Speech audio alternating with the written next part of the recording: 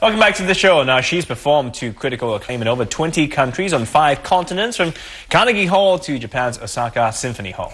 And she's none other than Singaporean violinist Lee-Chin, who is now based in the U.S. And Lee-Chin is currently on an extensive tour in Asia as a featured soloist with the prestigious Orchestra from the U.S. And fans here will be pleased to know that she will be back for a New Year concert at the Acclaimed. To give us an update about her life and music in the fast lane, we have Lee-Chin with us this morning. Good morning and welcome back. Welcome to the show.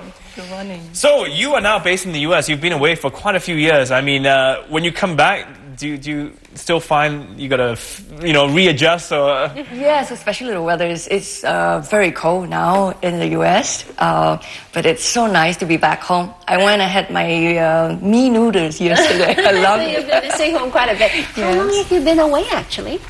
Gosh, it's more than 20 years. It's been a long time. But I come back every year to visit, yes.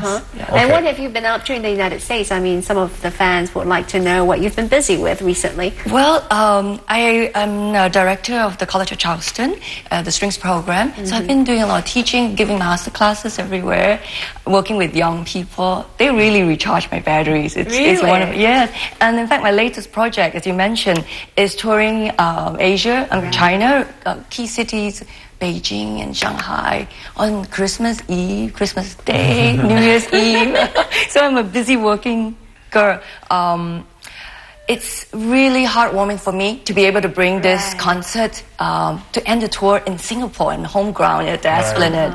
And Kappa has been a wonderful sponsor, city sponsor, and Fraser's, without which we couldn't have brought them. But I guess, looking at the music industry, when you come back, do you find, I mean, one of the things I've noticed with the local music industry is that a lot of times the locals in any country don't really recognize their own until they've been away for a long time. Then they come back and say, oh, now we've got this acclaim, whatever, I mean. Isn't that sad? But I guess that's everywhere.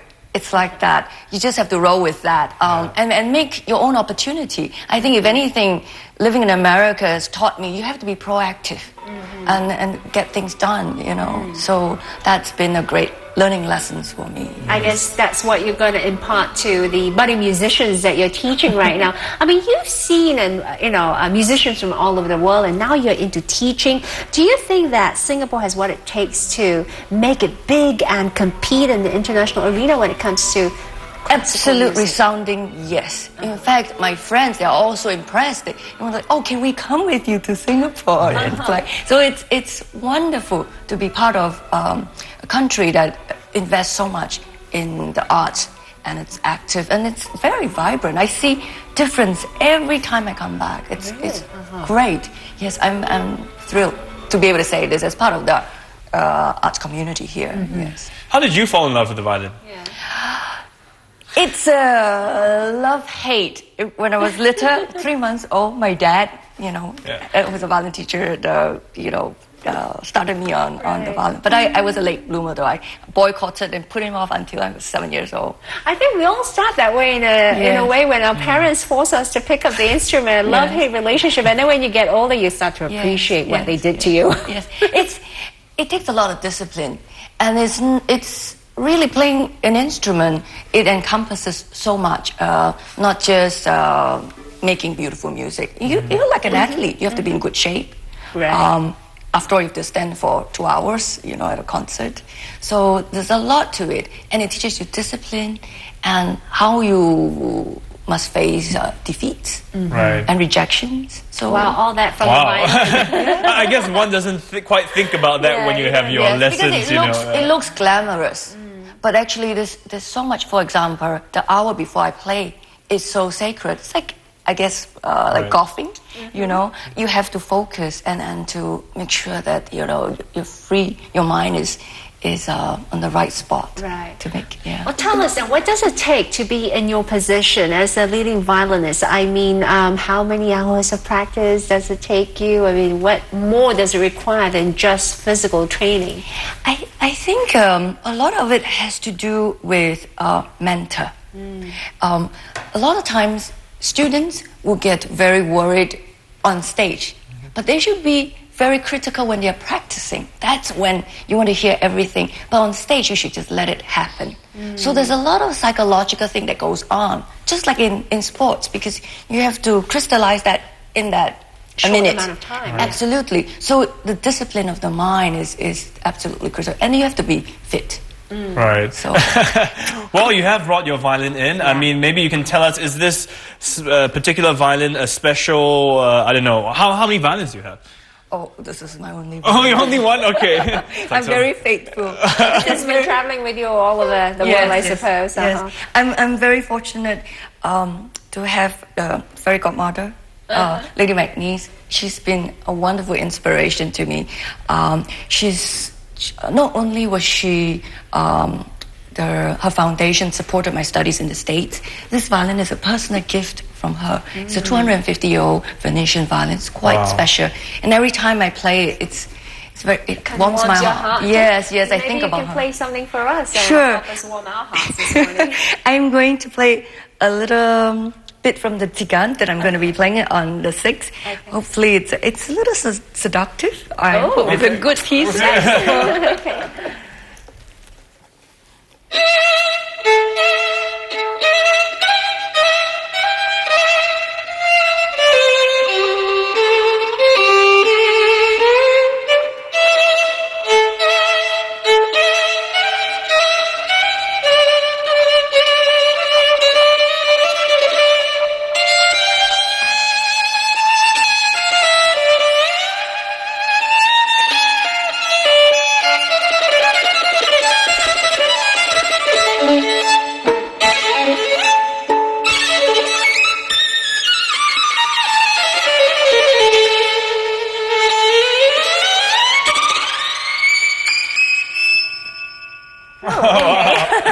Well, you mentioned it's seductive, and so I kind of got the idea where the tune is leading. But isn't that important when you're listening to classical music to actually understand the story behind it?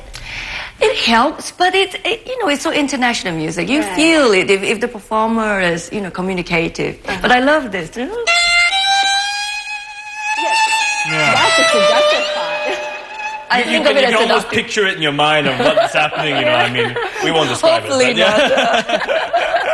I'll be too. So when you're playing as well, do you have images of what you're playing, the mood, the setting, the story in your head as you play to bring out the flavor? I think I feel it with my whole being, and it's what I want to hear. So it's a whole physical thing. Okay. Yeah. But do you teach your students that when they play, for example, they should understand the piece first, know what it's about, why it was created, and all that, And also what the composer's body of work, not just that piece, the stylistically, So, and we chose the two pieces I'm playing. One, William Lark Ascending.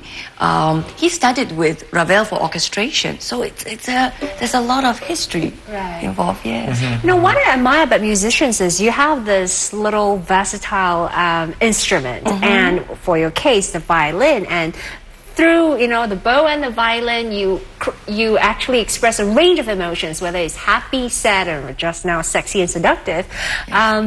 How challenging is that for you? Which is the most difficult emotion to actually express on an instrument, you feel? Difficult emotion. Delicate emotion. I don't know that there's one over the other. But it's a more how to channel that and communicate that with to your the audience. right? But if you serve the music, it would come across because everything is written out. You just have to trust yourself that, the purity of the heart. That I think that's because a lot of times students get too hung up about technique, and you have to work on technique, yes, so that you can express. Right. But after that, you have to let loose. You have to go for it. If you're a little bit scared, If you hold yourself back, you're not going to deliver. It's not as exciting, I guess people can tell, but once you get technique down, you shouldn't be thinking about technique. Exactly. You should be just living the music. Yes. Well, thank you for coming in and sharing with us this morning. We're going to hold you back for a while because we want to get you to play us a little bit as we wrap up the show as well. Yeah, sure. We'll just say goodbye to our viewers first. Now we have Lee-Chin here. She's preparing to give us another sample of her work, and let's tell you where you can catch the renowned violinist in action. She'll be performing at the Esplanade on the 6th of January right here in Singapore.